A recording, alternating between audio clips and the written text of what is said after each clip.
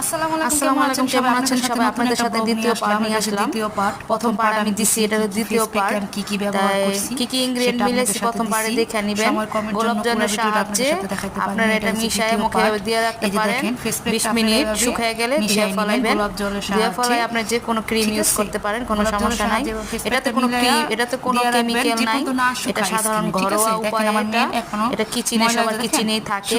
আপনারা দেখে নেবেন কি কি মিলাইছি এটার সাথে। তো দেখেন আমার মেয়েকে দিয়ে দিছি। আমার মেয়ে স্কুলে যায়, রোদের মধ্যে খেলাধুলা করে। এটা দিলে কি হয়, স্কুলে যে খেলাধুলা করে রোদের পরে ময়লা পড়ে চেহারা, ওটা উঠা যায়।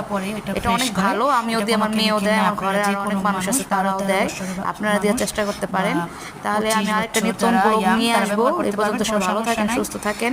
আমার চ্যানেলটা সাবস্ক্রাইব করে আমার পাশে থাকেন। আসসালামু আলাইকুম। আপনি দিয়ে দেখতে পারেন। তো সবাই আমার চ্যানেলটা সাবস্ক্রাইব করবেন। নেক্সট আরেকটা ব্লগ নিয়ে আসবো। তুমিও দাও। আসসালামু আলাইকুম। ভালো।